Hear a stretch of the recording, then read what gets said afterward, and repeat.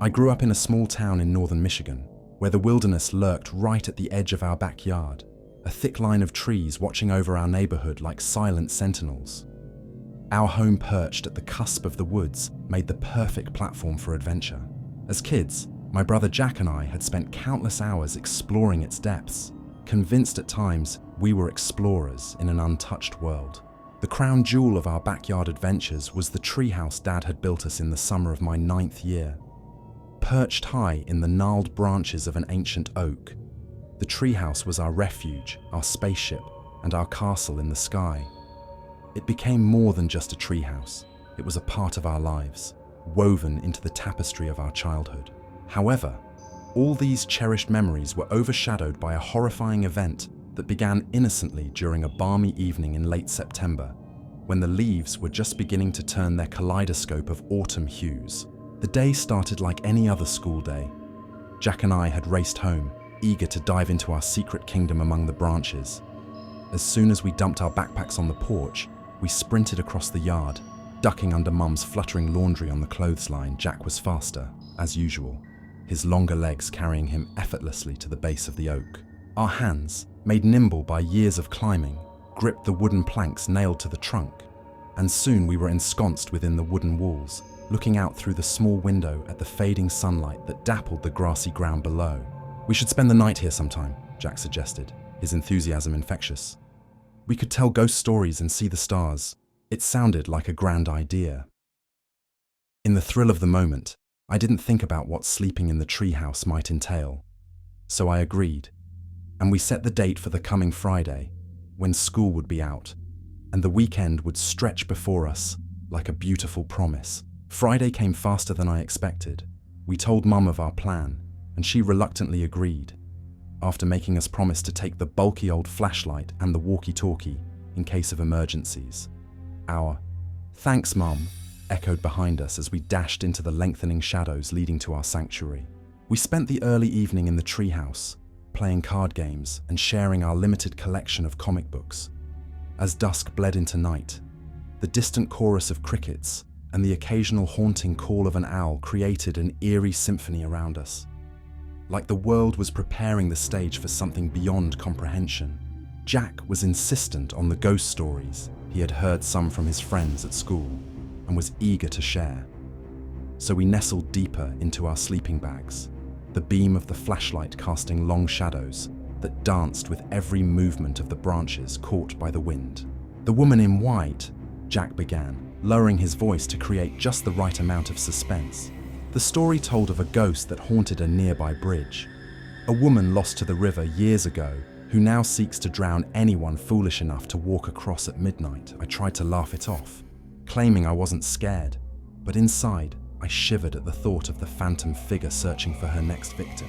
We were both so absorbed in the tale that the sudden crack echoed loud in the stillness, making us jump. Jack's eyes widened, and his grip on the flashlight tightened. "Must be a raccoon," he said, half hopeful and half scared, but I wasn't convinced. The sound hadn't come from below, where a raccoon might foray for scraps. No, it had come from above, a sound of something shifting, dislodging. "We should look," Jack whispered. I hesitated, but agreed, not wanting to appear afraid. Together, we edged towards the small window that opened towards the darker recesses of the tree. "Look there," Jack pointed, the beam of the flashlight cutting through the darkness like a sword. At first, I saw nothing but leaves, branches weaving a tapestry against the star-pricked sky. But then, something caught the light, a glimmer of something metallic, hidden in the crook of two branches. Jack leaned out, flashlight in one hand, while his other hand braced against the wooden frame for balance. "What is it?" I asked, more to break the tense silence rather than out of genuine curiosity. "Just an old can," he replied, dismissing it. He turned away, ready to retreat back into the dubious safety of the treehouse. But then, the night breathed around us, carrying a sound not just from the branches or the restless underbrush below, but wrapped in an anguish so profound that it felt alive. A whisper. It could have been the wind. Perhaps the echo of our own voices thrown back at us. But even today, I will swear to hearing a distinct, mournful whisper. A voice aged by sorrow, pleading with an urgency that tugged at the very fabric of reason. "Help." The beam of the flashlight danced nervously in Jack's grip before he turned sharply to me. "Did you hear that?" I think so." I stumbled over the words, not wanting to confirm what I felt deep within, an instinct that someone, or something, was out there with us. Another sharp crack exploded from above. Louder this time, I barely had time to react before an intense pain radiated across my shoulder and down to my hip, as something heavy slammed into me, knocking the breath from my lungs and sending me reeling backwards. For a terrifying moment, I was weightless, falling, branches tearing at my arms and face, and then the ground rushed up to meet me with a bone-jarring thud. The impact left me dazed, my mind a swirl of stars and darkness. I dimly heard Jack's panicked voice shouting my name from above, then scrambling movements as he nearly fell in his haste to get down. My shoulder screamed with pain, making every breath a laborious task. Jack was at my side, his eyes wide and terrified, asking if I was okay, what he should do, but all I could do was gasp incoherently. Eventually, the commotion brought Mom out, her concern turning into immediate action. I was brought into the house, the ordeal ending the sleepover plans I spent the night on the living room couch. Uneasy dreams filled with half-heard whispers and the shifting shadows of branches outside the window.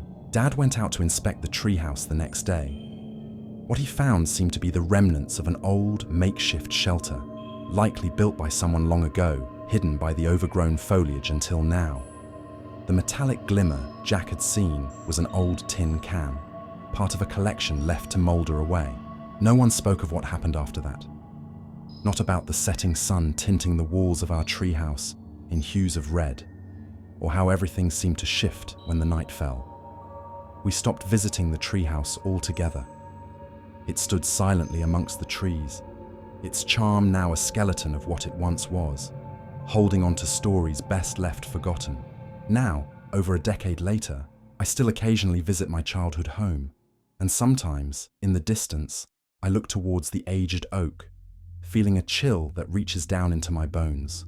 Yet, I avoid visiting the treehouse, with its secrets entwined in every plank and every knot of wood, because I cannot forget the whisper that came and went with the wind, a voice sacrificing itself to the embrace of the night, forever etched into the nightmares one dares not speak of again. It was the summer after 8th grade, and the sun shone bright and full as I slouched on my porch swing, listlessly pushing myself back and forth with my left foot dragging against the porch floor. My friends Chris and Danny wanted to go out to the treehouse, a relic of the bygone days when we were younger and always looking for adventure. But as I gazed up at the sun, with its heat relentless enough to bake anyone who stepped out from the cover of shade, I hesitated. Eventually, though, the plans unfolded as summer plans do. Suddenly, and with little room for protest, Danny, always insistent, showed up with that look of determination in his eye. With Chris trailing behind him, the decision was as good as made. We grabbed some snacks from the kitchen, my mum barely looking up as we bundled past with the door slamming behind us, and set off toward the woods. The path to the treehouse was familiar, a narrow trek through the dense stretch of woods at the edge of Danny's backyard. It felt like crossing into a different world, as the trees enclosed around us, enwrapped in the buzzing and chirping of unseen creatures. We chatted the whole way, our voices mixing with the natural symphony of the forest. The treehouse was perched in a monstrous oak, 10 feet above the forest floor. It was a ramshackle of wooden boards, hammered together by Danny's dad years ago. The faded blue paint flaked from its exterior, but to us, it was like a hidden fortress, one with enough stories within its walls to keep us busy through any afternoon. We clambered up the creaky ladder, cheeks flushed and sticky with sweat. The planks groaned under our weight as we settled inside, its air stagnant and heavy, with a mixture of dust and the muffled scent of pine. Inside was a collection of old magazines, our paper planes, and a musty deck of cards, remnants of countless lazy summer days. As the day dragged on, we passed the time with a game of poker. Chris and Danny argued about the rules as their eyes flickered to each other's cards. Trying to gauge what strategy to employ next, I eventually zoned out, my attention drifting from the game to the window, watching the gentle swaying of branches outside. It was Danny who suggested it first. "Hey, let's tell some scary stories." His eyes glinted with mischief, clearly eager to milk every last bit of eeriness from the surroundings. I shook my head. "You know I can't stand those," I replied half-heartedly. "Ah, but that's what makes it fun," Chris insisted, egged on by Danny's enthusiasm. Reluctantly, I agreed, boredom winning out over my aversion to fear. We dimmed the light, now fading from our tiny battery-powered lantern, a contraption that clicked steadily, supplying an eerie backdrop to our gathering. It was Danny who started first, weaving a chilling story about a long-abandoned cabin nearby, its backstory rich with supposed tragedy and whispers of spirits. The tale jumped and dipped, his face animated with flickers of wonder and terror as he described encounters and omens Chris threw in his own scares, compounding Danny's tale with vivid embellishments that kept us all rapt. As the natural light continued to fade, my eyes kept darting nervously to the window, a reflex I couldn't suppress each time one of them delivered a new jolt in the story. The forest, now cloaked in twilight hues, seemed to close in around the treehouse. My unease grew worse with each passing minute. Just as Danny was getting to the climax of his story, we all heard it, a dull thud from below. It wasn't overly loud, but in the growing silence the woods had become accustomed to our murmurs, storytelling punctuated with laughter and arguments. This was something different, something real. "Did you hear that?" Chris asked, his easy smile fading. Danny looked at me, searching for an answer. "Probably just a branch falling," he shrugged, though I saw the uncertainty in his eyes. But the noise came again. Another thud, followed closely by a rustling, something brushing against the bark of our fortress's mighty oak, a sound unlike any we were used to, not the familiar chatter of squirrels or the hasty scampering of ground-dwelling rodents. I sat, suddenly still. The cards slid from my fingers, falling silently to the floor. The forest seemed to react, an eerie hush settling in around us. Cicadas stopped their song, and even the wind seemed to halt, as if holding its breath. "We should check it out," Danny said, trying and failing to sound brave. I remember my stomach churning, a sickness rising from the uncertainty of what waited below. But the curiosity lured us. With a silent nod of agreement, we put aside our poker game and moved toward the window that faced directly at the base of the oak tree. Peering down into the dimming forest light, we strained to see through the mesh of leaves and shadow. At first, it was just the tree's gnarled roots and the litter of fallen leaves. But there was something else, lurking there. A shape too irregular to be natural, too still to be human. "What is that?" Chris whispered. The echo of his voice bounced back, and whatever semblance of courage we pretended to have began to slip away from our resolve. As if sensing we were looking, the figure shifted. Our hearts pounded in rhythm, synced to the fear now palpable in the air. It could be a raccoon, Danny tried to reason, yet none of us truly believed that. Summoning my nerve, I flicked on my flashlight, the beam swallowing the last traces of the murk between the boughs and roots below. It landed on a figure, unmistakably human, but crouched in a way that jarred against what seemed natural. The figure looked up, and the flashlight froze upon a pair of eyes reflecting back up at us.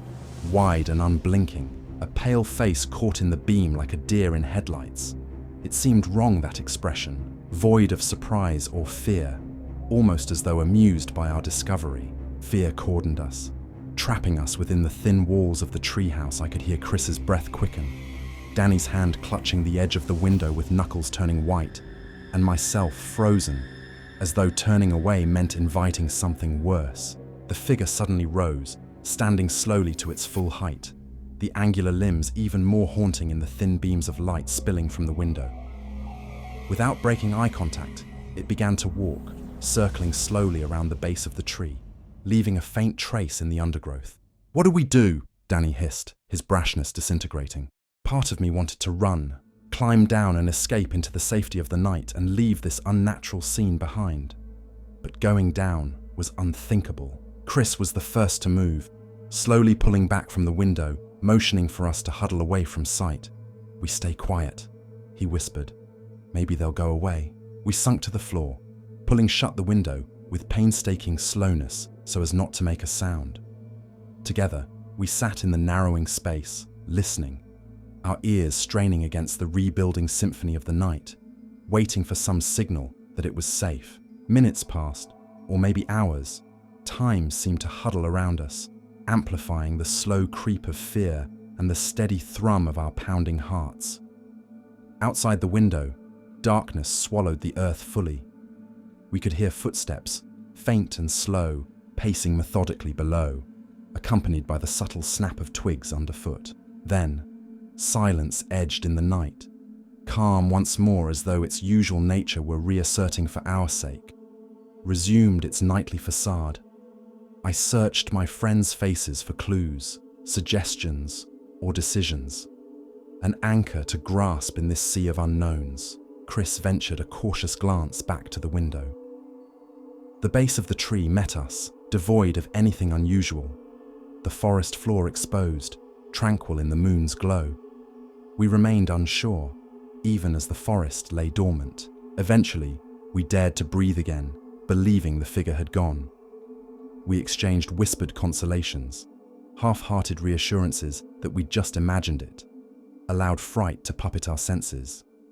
But nothing could shake the unsettling feeling that something had watched us, calculated in its silence, lurking just beyond the veil of ordinary life. I don't remember how long it took for us to finally descend from the treehouse that night, or even the walk back, but the comfort of familiar homes and the security of walls and locked doors provided little respite. Even now, the treehouse stands solemn in its forested sanctuary, watching and waiting, while the memories linger in my mind, woven with the weight of the unknown fear that touched us that summer.